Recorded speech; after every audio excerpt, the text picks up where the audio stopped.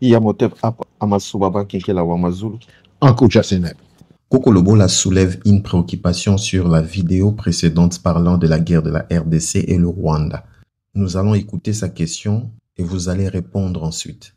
Nous venons de découvrir, grâce à votre discours, que nous, les Noirs, nous n'avons pas fondé une histoire axée sur nous-mêmes. Nous n'avons pas un patrimoine historique qui nous aurait permis ou qui devait nous permettre d'asseoir notre système politique. Et si l'Union africaine a échoué, c'est simplement parce que ça ne vient pas de nous. Devons-nous accepter aujourd'hui que nous avons la chance de vivre cette Afrique qui n'est pas la nôtre, qui n'est pas cousue par nous-mêmes, qui n'est pas notre propre modèle, qui n'est pas notre propre invention? Nous vivons dans un monde que nous n'avons pas inventé. Quelles sont alors les chances pour nous de garder cette Afrique? N'avons-nous pas déjà perdu cette Afrique? Est-ce qu'elle nous appartient? Que faire pour nous réapproprier ce qui devait nous appartenir, c'est-à-dire cette Afrique?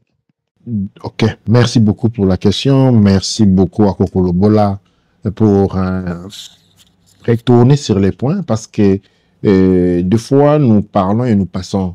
Certains sujets doivent...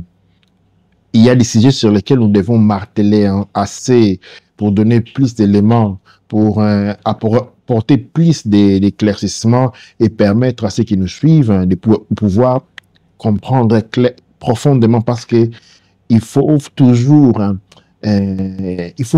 se méfier des compréhensions superficielles. Quand vous lisez un livre, pour ceux qui sont habitués à la lecture, vous lisez un livre, vous le finissez. Vous avez fait ce qu'on appelle une première lecture. Si vous avez la volonté de les lire encore la deuxième fois, vous allez à la deuxième lecture, vous allez vous rendre compte de découvrir des éléments que vous n'aviez pas vus pendant que vous avez lu réellement le livre entier. Mais durant la relecture, vous allez vous rendre compte qu'il y a des choses que vous n'aviez pas vues. Ainsi, à la troisième et à la quatrième lecture. Donc, une lecture de première main est une lecture superficielle pour être considérée, pour être pris comme un point de compréhension et un point de référence important. Donc, il faut que nous nous exprimions de plus en plus profondément et aussi que les émissions soient écoutées non une fois, deux ou trois fois, pour éviter justement les compréhensions superficielles auxquelles souvent nous nous retrouvons confrontés. En commençant parlant du sang rwandais, le sang congolais, eh bien, tout simplement, ce que je voulais dire par cela, il ne s'agissait pas d'une considération du genre médical ou génétique, mais plutôt d'une considération civile, ou je peux dire morale. Et c'est comme quand l'on dit des voisins, et faisant partie des deux communautés ethniques ou des lignes différentes, vous n'avez pas le même sang. Comme l'on dirait, la différence qu'il existe entre les Bakongo, par exemple, et les Baluba. Les Congos, des points de vue congolais, ok, les Congo et les Baluba ont le même sang, les sangs congolais. Ok, c'est une considération éthique, une représentation caractérisante. Ok, mais du point de vue intérieur, ok, quand on parle des Congolais, on dit les sangs congolais. Mais quand on dit les Bakongo, ok, c'est pour indiquer un sang différent des Baluba. Ok, mais dans cet ensemble-là, il s'agit des sangs cousins. Alors, qu'est-ce que j'ai voulu dire en parlant des sangs cousins? J'ai utilisé le mot cousin pour indiquer la frontière territoriale. Ok? C'est-à-dire, avant 1885, on parlerait des sangs frères. Ok, non? Et parce que nous ne nous identifions pas comme des pays. Nous ne nous identifions pas comme des enclaves coloniales. À cette époque, il y avait l'existence des royaumes. Et c'est pourquoi nous parlons des 100 cousins. C'est pendant ces 100 cousins, je voulais indiquer, n'est pas réellement un 100 cousins. Elle est un 100 cousins du point de vue de la géopolitique. Ok, du point de vue de la géopolitique, c'est-à-dire la subdivision de l'Afrique en différentes fortifications coloniales, nous avons des 100 cousins de ce point de vue-là. Mais ce que je disais aussi l'autre fois, c'est que Sur les lignes de démarcation que nous appelons frontières coloniales, qui tracent, qui définissent les étendues des différentes enclos coloniales, quand ces lignes ont été tracées, on n'a pas tenu différence, on n'a pas tenu compte des familles qui y vivaient. Ok, d'un jour au lendemain, ok, les membres du même royaume, les membres d'une même famille, tout d'un coup, devenaient des étrangers. Parce que les uns devenaient des Rwandais, les uns les Rwandais, les autres les Burundais et les autres encore des Congolais. Cependant, ici, nous sommes en train de parler d'une super structure, une identité politique. Jusqu'à cette époque-là, n'existait pas. Okay? De ce point de vue de cette identité, nous avons acquis ce qu'on appelle un sang. Nous sommes devenus des cousins. Nous sommes devenus des cousins. Okay? Des cousins par frontière, par division en clos colonial. Mais l'histoire fait que malgré cette division, il y a eu quand même des mariages. Ok? Et pourquoi? Parce que la vraie réalité des vies, ok, c'est la réalité clanique. La vraie réalité des vies, c'est la réalité des clans. Ok? Et les clans, comme par exemple les Yombe, vous trouvez les Yombe en RDC, vous trouvez les Yombe en Angola. Vous trouvez aussi les Yombe en Congo d'Iamfoua. Voyez un peu. Et entre ces différentes communautés qui ont préservé les sens d'appartenance communautaire, eh bien, les mariages ont continué à se faire. Les mariages n'ont toujours pas observé, à moins dans les dernières années, cette limite des citoyennetés acquises ont imposé du point de vue de la division de chefferie ou disons de la division en pays. Okay? Les réalités claniques ont toujours continué à exister et ont continué à fonctionner pendant très longtemps. Ce qui a porté un mélange de sang, une continuation des mélanges de sang. De ce point de vue-là, c'est de ce point de vue-là que nous parlons des 100 cousins. Pas frères. Et quand je dis pas des 100 frères, ce que je voulais indiquer, tout simplement, c'est que je voulais indiquer le fait que nous n'appartenons pas au même pays. OK? Mais plutôt de ce point de vue-là, nous appartenons à des pays différents et donc nous utilisons un peu les 100 cousins. OK? Mais ces 100 cousins, dès le départ, selon les structures imposées de 1885, qui se récupèrent pour redevenir encore les 100 frères. J'ai eu aussi un autre commentaire de quelqu'un qui m'a écrit sur YouTube en me disant que voilà, les conflits qui est en conflit, ce n'est pas un conflit, ce n'est pas un conflit fratricide, c'est plutôt les intérêts des autres qui veulent manipuler, de la manipulation. Mais tout un conflit est toujours le fruit d'une manipulation. Ok? Un conflit ne peut pas être fratricide parce qu'un conflit peut mettre à n'importe quel niveau d'une société. En fait, les conflits, la vraie nature d'un conflit, c'est celui de permettre l'évolution. Le conflit est une confrontation. Ok? Elle peut être une confrontation d'opinion. Elle peut être une confrontation d'idées. Elle peut être une confrontation des sciences. Ok? Et une confrontation des faits historiques. Ok? Dont l'objectif est celui de permettre la montée à une étape successive. La guerre n'est pas un conflit. La guerre, au début, est un conflit. OK? Mais la guerre est un échec. OK? Quand vous avez un conflit, au fait, comme je disais avant, le conflit, c'est pour aller au niveau supérieur. OK? Mais quand les conflits n'arrivent pas à fonctionner normalement selon l'éthique d'un conflit, c'est-à-dire une confrontation d'idées, une confrontation d'opinions, une confrontation des sciences, une confrontation des faits historiques, quand il y a un échec sur ces points-là, eh bien, on dégénère à la guerre. En fait, la guerre, c'est une dégénération. La guerre n'est pas une solution. La guerre n'est pas une prospective. Parce que du moment où nous optons pour la violence, nous avons fait échec.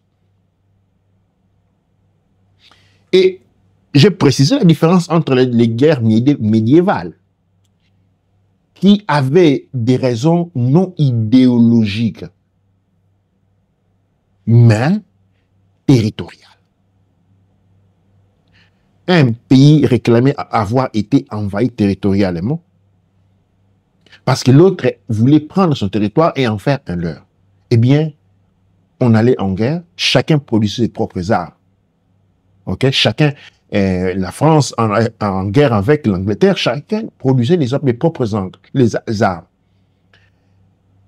Et il y avait toujours, dans les mondes anciens, un tribunal de guerre qui jugeait, qui suivait le déroulement d'une guerre. Il y avait des lois dans la manière de faire une guerre. On ne faisait pas les guerres, on ne faisait pas des guerres comme l'on fait. Pourquoi ça? Parce qu'il faut savoir que quand vous allez, avant chaque peuple, je vous réponds à la question, pourquoi il y avait des lois, une méthode de faire la guerre? Très important. Parce que la guerre devait porter la signature de Dieu. Vous vous souvenez des histoires que vous avez tous étudiées à l'école de Delphes, ok, des Achilles, ok, des Pétrides, ok, de la Grèce de cette époque-là, qui nous sert tout simplement de lanterne. Chaque peuple dans le monde, avant d'aller en guerre, va consulter ses propres divinités. Parce que l'entrée en guerre de la tradition humaine ne peut être faite sans l'autorisation des propres divinités. C'est ainsi que vous verrez dans les guerres anciennes, quand un peuple avait été vaincu, le peuple qui envahissait commençait d'abord par saccager et détruire les temples. On brûlait les statues, on coupait les statues de Dieu. On profanait les lieux de culte pour signifier la victoire de leur Dieu sur vos dieux. La victoire de leur Dieu sur vos dieux. Cette phrase ici change beaucoup de choses. Si nous sommes d'être un peu plus subtil, je veux récapituler. Toute guerre, toute nation qui va en guerre ne le fait pas ne le fait que sous la bénédiction de leur Dieu. Quand les États-Unis vont en guerre, ils ont la bénédiction de leur Dieu.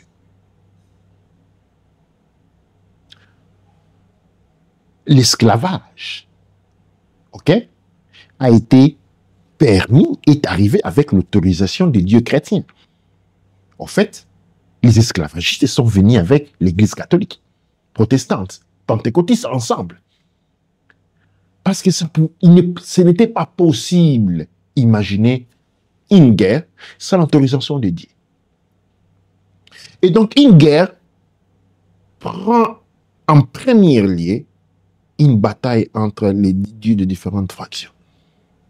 Et comme je disais, cette théorie ou ce degré de compréhension, d'analyse, annule déjà le concept de divinité universelle. Ok? S'il y avait un Dieu universel, il n'y aurait pas de guerre entre les peuples. Du moment où la guerre ne peut être autorisée que par les divinités.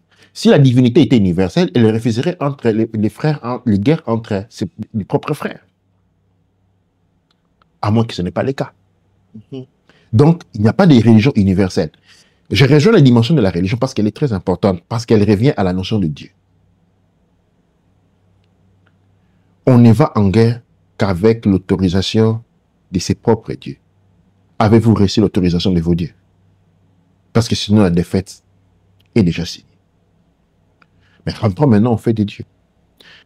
Et nous avons répondre à la question de Koko Lobola en disant pourquoi nous arrivons à ces guerres? Parce que c'est comme si vous avez commencé à construire une maison, comme vous avez une infinité de briques, ok? Vous vous êtes dit, bon, comme il y a énormément de briques, ça signifie qu'on ne va pas faire les fondations. Hein? Comme on a des millions de briques, ok? C'est trop de briques. Alors, sautons les fondations, ça ne va pas être aussi important. Commençons directement. Vous allez creuser les sols et vous allez poser des briques dans les sols. Comme il y a beaucoup de briques, ne faisons pas la fondation. Qu'est-ce qui va se passer? La maison va crouler. Parce qu'il faut les fondations. Parce que tout conflit ne peut être enclenché sans l'autorisation des propres dieux. Avez-vous les vôtres? La dimension de divinité renvoie à la culture. Parce que la culture vous dit avec qui vous pouvez rentrer en guerre ou non.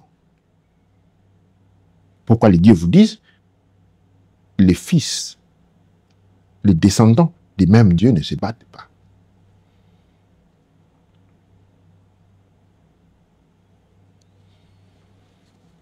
Les enfants d'Israël, qui l'on prend souvent en référence, sont un champion dans cela. Un champion en fratricide, selon l'histoire qui programme justement les récits historiques, quand on était des Talmuds. Mais pourquoi étaient-ils aussi plongés dans la fratricide? C'était très simple. Ils avaient des divinités différentes. Ils avaient des dieux différents. Yahweh, ce n'était pas les dieux uniques de tout le monde.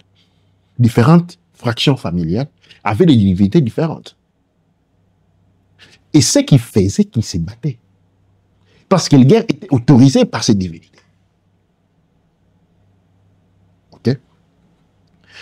Aujourd'hui, la question que nous devons nous poser, avons-nous des divinités différentes entre les Rwandais et le Congo? Absolument pas. Je ne les pense absolument pas. Pourquoi pas? Parce que nous avons les mêmes traditions. Ce que nous appelons les traditions bantoues. Peut-être pas encore sous forme écrite, ça viendra, mais il existe des traditions bantoues. Et de la tradition bantoue, les divinités sont des divinités frères et cousins. De la Corne d'Afrique au nord. Pourquoi ainsi? Eh bien, parce que ces divinités sont tous fils et filles des divinités ici de l'Égypte. D'Égypte antique. Et donc, nous nous retrouvons dans cette situation-là pour des raisons qui sont les nôtres, sont intérieures, ce n'est pas les autres. Comment nous sortir de cette situation? Ok? Je renvoie la balle en reprenant les paroles du président américain, du président et nouvellement élu américain Trump. Donald Trump dit la guerre entre la Russie et l'Ukraine ne devait même pas avoir lieu. Ne devait même pas avoir lieu. La cause de la guerre, l'ingérence des Occidentaux. Qui ont apporté sur les plans, sur la scène politique, Zelensky, qui était déjà d'accord avec pour faire la guerre. Trump dit c'est une guerre ne devait même pas avoir lieu. Pourquoi il dit cela? Parce il dit cela en fonction des considérations de leur histoire. De l'histoire de l'Ukraine, de l'histoire de la Russie. De par la considération historique, de par leur évolution historique, cette guerre, et de par la considération culturelle, de leur identité, cette guerre ne devait pas avoir lieu. Comme il serait impensable aujourd'hui, que les Belges et les Français entrent en guerre. Ce serait impensable. Aujourd'hui. De la même manière, nous devons d'abord nous poser sur les points en disant cette guerre avant tout entre le Congo et le Rwanda ne devait pas avoir lieu. Pourquoi? Parce que nous avons un code bantou qui nous le dit. Donc, elle ne devait pas avoir lieu. Nous n'avons pas reçu l'autorisation spirituelle dans les guerres. Ce que font tous les autres peuples du monde.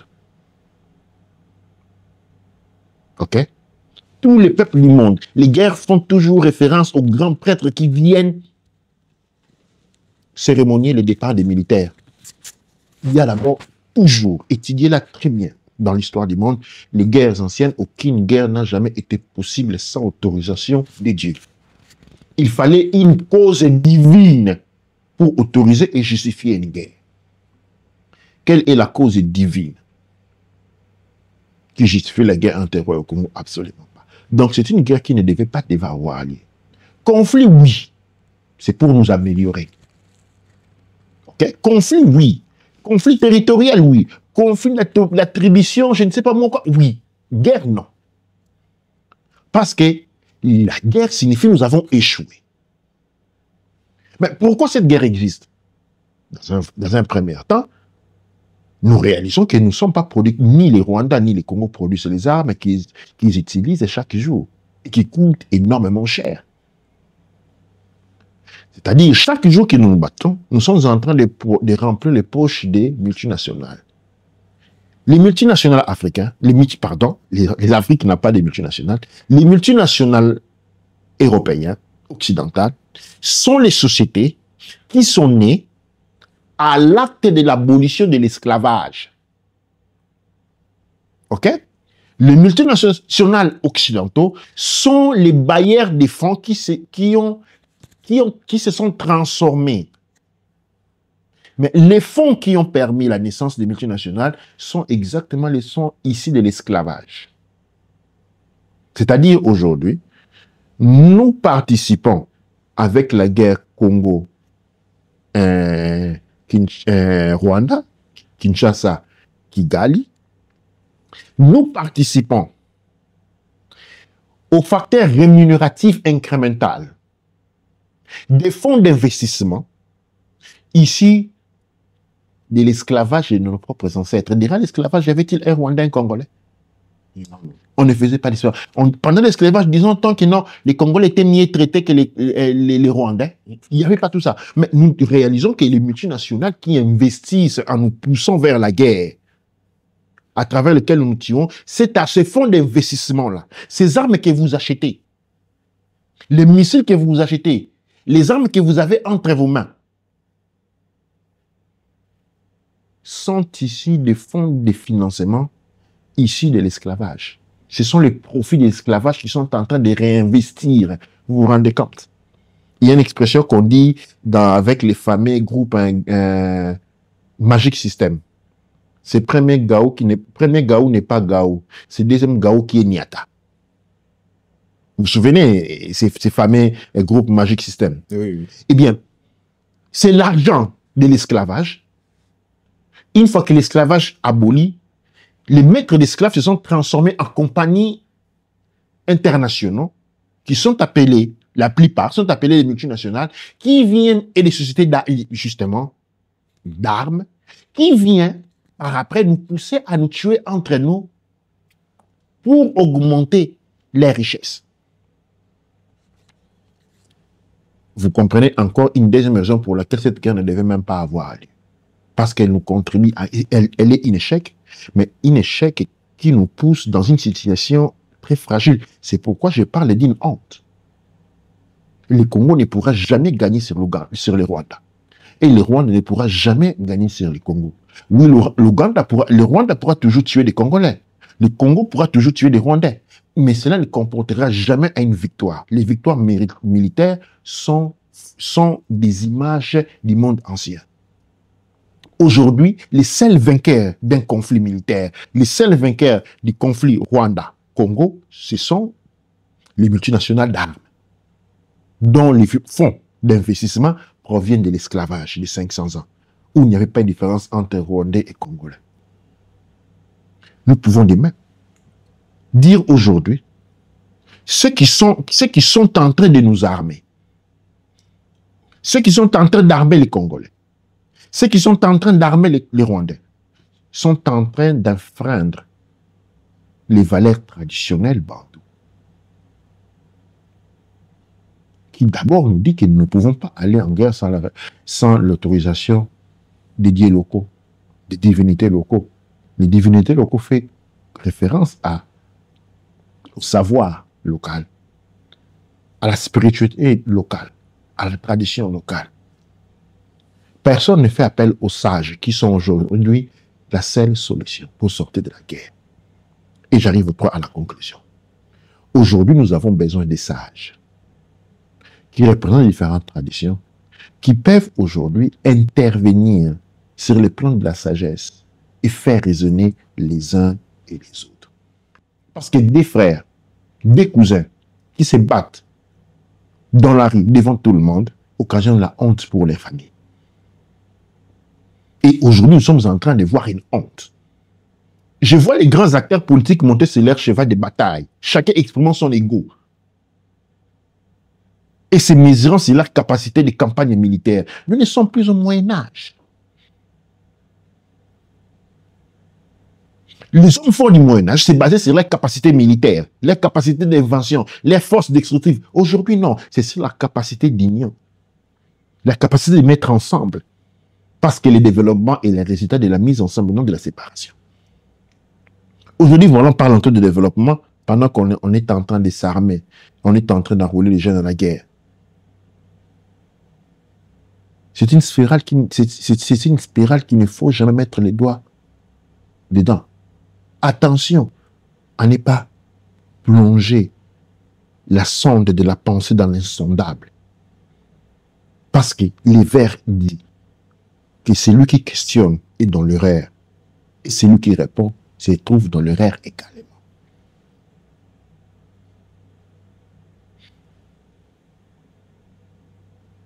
C'est le travail à faire. La voix, c'est la tradition. Comme je dis, Macron a été accusé de ne pas avoir respecté les valeurs traditionnelles. Nous devons retourner aux valeurs traditionnelles parce que dans les valeurs traditionnelles, nous n'avons aucun ennemi. En Afrique spécialement. Nous n'avons aucun ennemi. Nous partageons les mêmes cultures. Jadis, les maîtres spirituels africains, les sages africains voyageaient d'une contrée à une autre. Ils se rencontraient. Les sociétés secrètes étaient composées de membres départenant de plusieurs clans, de plusieurs tribus, de plusieurs royaumes pour se fortifier. Nous sommes arrivés à cette époque-là. Nous sommes rentrés par évolution linéaire à cette phase-là. Aujourd'hui, l'Afrique exige des solutions de sagesse, exige des stratégies de sagesse, pas des stratégies militaires, moins encore celles politiques. Moins encore celles politiques, parce que les stratégies politiques n'ont produit que ce que nous sommes en train de voir aujourd'hui. Nous n'avons jamais conçu une identité africaine. Nous ne sommes pas des Africains, on nous appelle des Africains. Voulons-nous être appelés Africains? Oui, nous devons commencer par définir ce que ces mots signifient. Nous devons commencer par définir ce que ces mots signifient. Parce que de toute façon, elle manquerait d'authenticité. Parce que c'est un mot étranger qui n'appartient pas à nos cultures. Et dont la signification ne se trouve pas dans nos cultures. Et dont l'identité n'a jamais été définie. Pourquoi sommes-nous des Africains? Les Africains, par rapport à l'Afrique qui est intercolonisée. Donc, les Africains nous renvoient à décoloniser. Mais encore plus, nous n'avons jamais décidé de cela. Justement, les autres sont libres de nous appeler comme ils veulent. OK? Mais nous devons décider comment nous nous appelons. Et pourquoi nous nous appelons ainsi. Pour quelles raisons nous appelons ainsi. En vous entendant parler, on a compris que nous devons introduire les notables pour résoudre les problèmes que nous avons aujourd'hui face au Rwanda et la RDC. Mais ce sont des personnes aujourd'hui qui ne sont pas reconnues. Maintenant, si nous devons penser à aller résoudre les problèmes de cette manière-là, ça sera bien difficile au jour d'aujourd'hui. Pas autant que ça. Pas autant que ça. C'est parce que nous fonctionnons avec une logique impérialistique. Aujourd'hui, nous fonctionnons avec une logique impérialistique. Je vais faire une analyse très simple. OK? Les M23, c'est quoi? C'est un groupe militaire qui est en train de s'imposer. OK? Les M23 revendiquent des choses que nous pouvons à la limite définir tangibles. OK? La question est la suivante. Pourquoi cette revendication doit seulement être militaire? Non, déjà même, ils sont allés à l'action de guerre sans prendre en considération le pouvoir des notables, ainsi de suite. Non. La question est, comment pouvons-nous, parce que ces personnes n'ont pas de pouvoir aujourd'hui, ils ne sont pas reconnus. Le M23 était reconnu? Non. Non. Il est devenu connu. Il est devenu connu. Pourquoi et comment ils sont redevenus connus? Eh bien, ils ont utilisé de l'initiative. Et c'est une initiative malade. Qu'est-ce que j'appelle initiative malade? C'est une initiative qui garantit l'échec. Parce que la guerre, OK? Quand un conflit dégénère en guerre, on ne dit pas qu'un conflit progresse en guerre. Il dégénère en guerre. C'est un échec consommé dès le départ. Qui sont les notables? Les notables sont les sages. OK? Le M23, c'était un groupe de personnes avec des intérêts et des financements, peut-être des soutiens étrangers, mais qui prennent une action. La seule action qu'ils entreprennent, c'est l'action militaire. OK? Nous n'allons pas jouer les naïfs, OK? Pour dire qu'il est, il est impossible de faire autre que d'une certaine manière avoir une force militaire. Une force est nécessaire. Mais elle ne doit pas être la seule chose. Elle ne doit pas être la seule chose. Les sages aujourd'hui ont l'opportunité. Les sages aujourd'hui ont la possibilité de se réunir, de se mettre ensemble et de proposer un projet différent, un projet de paix. Nous avons besoin d'une troisième réponse, d'une troisième part, d'une troisième colonne. C'est lui qui propose la paix entre les deux factions. Et c'est là que j'appelle les notables. Qui sont les notables? Ce sont les sages. La sagesse nous renvoie à la culture et nous rapporte aux notables qui sont les différentes familles. Normalement, du point de vue historique et culturel, il y a les familles qui sont les propriétaires, ou disons, pas les propriétaires, mais représentent les terres. Mais cette dimension a été éteinte, pas éliminée, éteinte. Elle peut se réanimer aujourd'hui. Elle peut se réanimer aujourd'hui. Nous avons besoin de la renaissance des du sang royal. De ce système-là, dis-moi. Des représentants du peuple par autorité divine et non par une encadrature politique imposée par une volonté impérialistique. Parce que c'est ce que nous avons.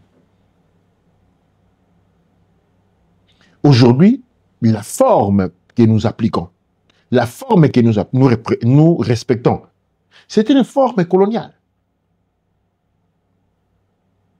C'est une forme impérialistique qui, dès son inception, a toujours visé à nous mettre les uns contre les autres.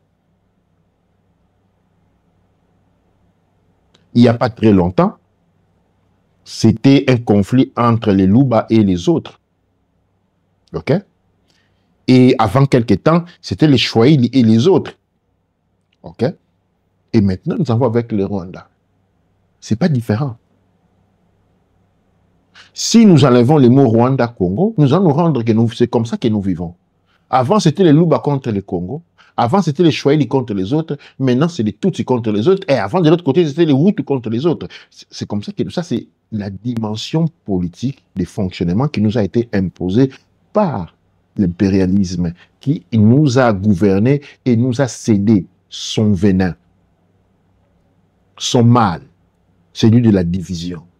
Et comment ça a été possible? En nous extirpant l'âme qui est notre tradition, notre culture, un instrument à travers lequel nous savons nous identifier et nous reconnaître. Et donc c'est au peuple d'abord, à travers les sages, de dire non. Nous ne voulons pas de morts. Nous ne voulons pas de guerre. Conflit, oui.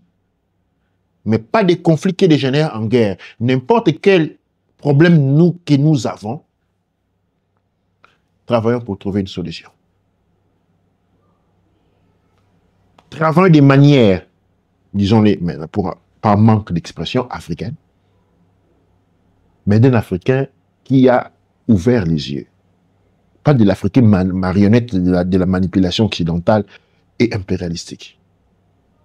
Je parle ici de l'Africain authentique, de l'Africain reconverti en lui-même. Nous devons définir cela. Et nous devons dire non. Nous devons dire non.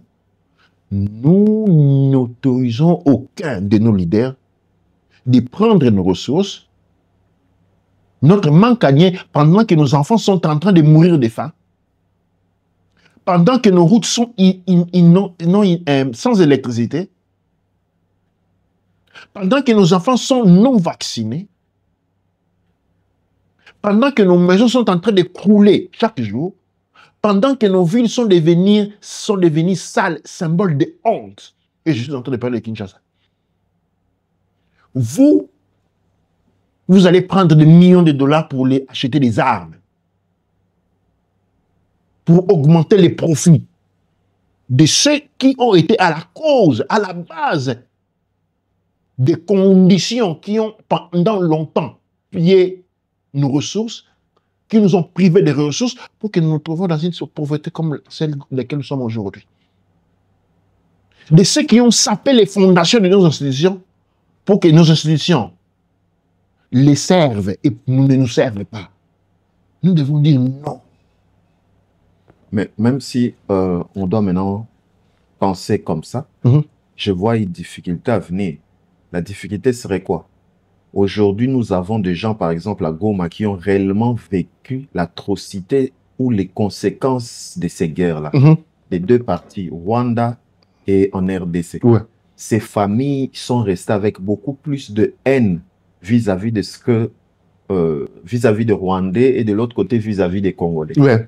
Et si on doit prendre cette façon de voir les choses, on aura dans les deux pays des gens qui auront du mal à adopter cette philosophie pendant qu'ils ont réellement souffert de ces atrocités. Alors, très bien, c'est très vrai. Je pose une question à ces familles. Maintenant que vous avez vécu ces atrocités, maintenant que vous souffrez dans votre intérieur de la perte de vos enfants, de votre femme, de votre mari, de votre père, mère, cousin, voisin, souhaitiez-vous qu'elle continue ou que ça s'arrête? Parce que nous devons souhaiter la paix. Maintenant, quand nous avons atteint la paix, ok, maintenant nous parlerons des compensations et des réparations. Parce que c'est vrai, de l'un et de l'autre côté, il y a des réparations à payer. Hein? Les morts doivent être justifiés. Les morts doivent être honorés. La tradition, Bantou nous l'impose. Des monuments doivent être créés. Des compensations aux familles doivent être payées. Ça, c'est la tradition qui nous l'impose. Les respects de la tradition nous l'imposent. Ça, c'est vrai. Mais maintenant, on va d'arriver à là. Nous devons comprendre que si nous voulons avoir des compensations, si nous voulons apporter la paix à nos chers qui sont morts et qui sont en train, toujours selon la tradition bantou, de vaciller dans le limbo parce qu'ils n'ont aucune destination. Mort sans cause, sans funérailles, sans tombeau. C'est une abomination de la tradition. Comment que quelqu'un soit mort sans tombeau, sans funérailles? Ces funérailles doivent être célébrées. Mais on ne peut pas célébrer les funérailles dans la guerre. Il faut d'abord commencer par arrêter la guerre. Célébrons les funérailles et nous passerons aux réparations. Mais maintenant, j'invite tous les peuples du Grand Lac et les peuples de l'Afrique à rentrer dans cette dynamique. Nous ne voulons plus de guerre. Nous n'autorisons personne à aller tuer les autres à notre nom. Bien entendu, nous sommes autorisés d'une certaine manière à prendre des mesures de la défense, des mesures militaires de la défense de notre territoire. Je ne suis pas en train de dire que nous devons éradiquer l'armée. Okay? Nous voulons une armée défensive, protectrice, garante de sécurité et de la paix. Non une armée meurtrière. Non une armée fait, enroulée, pour aller faire la guerre. On ne doit pas enrouler les gens pour les envoyer à mourir. Parce que quand on envoie les gens à la guerre, hein, on envoie généralement des mineurs. OK? C'est généralement des mineurs qu'on envoie à la guerre. OK? Et c'est la chose la plus atroce qu'une autorité peut se mettre dans la tête de faire, d'envoyer des jeunes aller mourir. C'est la chose la plus atroce dans le monde d'aujourd'hui qu'une autorité peut faire. C'est pourquoi nous devons arrêter nos enfants d'aller mourir en guerre. Et comment nous le faisons? Nous refusons la guerre. Nous refusons. Nous disons non à la guerre. Non aux armes. Conflit, oui. Guerre, non. Et au conflit, parce que la guerre représente un échec d'un conflit. Nous devons penser, forcer à travers la tradition, à travers les sages, à ceux qui, aujourd'hui, encore pour peu de temps, se sont aux tables des négociations, de changer leur temps, de parler de la paix et de la fin des guerres, sans condition. Et après, nous voulons que cette table de négociation devienne plus ample et ne doit pas seulement avoir autour d'elle des politiciens. Les gens dont les intérêts sont courbés sur elles-mêmes, avec aucune notion de représentation du territoire, de l'amour du peuple, des valeurs traditionnelles. Ils représentent peut-être les valeurs de l'État, mais pas les valeurs traditionnelles. Parce qu'en Afrique, les valeurs de l'État et les valeurs traditionnelles, généralement, ne coïncident pas. Étrangement, quand nous allons en France, le président Macron est accusé d'avoir violé les traditions françaises. Donc, il doit y avoir une coïncidence entre les traditions de l'État et les traditions traditionnelles. D'où les traditions de l'État doivent naître, sortir des traditions traditionnelles, ce que nous n'avons pas en Afrique. Et donc, cet espace-là, cette table de négociation, nous le voulons plus large. Nous voulons, nous, être présents sur cette table et représenter les valeurs traditionnelles. Parce qu'à nous, la vie des Congolais intéresse. Moi, personnellement, la vie des Congolais intéresse au même titre que la vie des Rwandais, des Burundais, tous les Africains. Et s'il y a quelque chose que nous ne devons pas permettre à nous, en tant que représentants des traditions, c'est la guerre, c'est la mort. Et nous invitons les peuples africains, en général, les peuples du Grand Lac, en spécifique, et encore plus spécifique, les Rwandais et les Congolais, à dire non aux armes. Conflit, oui, mais c'est la table des tractatifs. Les représentants politiques sont censés représenter notre opinion, non les leurs. Ou je me trompe. Les différents présidents le président rwandais doit représenter les intérêts du peuple rwandais. Il doit représenter non les intérêts, mais l'idée, la volonté du peuple rwandais. Le peuple rwandais veut la guerre, je ne le pense pas. Le président congolais doit représenter les intérêts du peuple congolais. Le peuple congolais veut la guerre. Non, absolument pas. Ils sont en train de mourir des faim. Ils ont besoin des investissements pour pouvoir vivre bien. Ils ont besoin des garanties de la vie. Ils ont besoin que leurs enfants ne meurent plus chaque fois qu'il n'y a une pluie parce que les câbles électriques tombent dans l'eau, les enfants meurent. Ils ont besoin de vivre dans des conditions dignes de vie pendant que le monde entier est en train de se développer. Nous sommes en train de rétrograder à cause de la guerre. Et nous sommes en train de faire riches les autres. Mais les autres dont nous sommes en train de faire riches, ce sont les autres qui se sont enrichis sur la souffrance et la mort de nos ancêtres déjà. Vous voyez, double honte. Double honte. Voilà la réponse que j'accorde à Koko Lobola, à tous ceux qui nous suivent. Mon point est sans... C'est pas que je n'accepte pas des conflits. Non, je ne refuse les conflits, disons tout clairement, parce que toute personne qui pense pouvoir me répondre, je veux qu'il pose sa réponse sur le point de vue d'une construction, pas d'une contradiction. On doit en avoir assez de cela, de se contradire, d'opinions averses, de s'insulter, de se maudire, de s'exprimer de mal les uns des autres. Hein? Nous devenons la cause de notre propre souffrance. Nous devons nous devons faire un virement. Cette guerre aujourd'hui, cette crise aujourd'hui, entre les Congo et entre Kinshasa et Kigali doivent nous porter à un virement de conscience. Un coup, je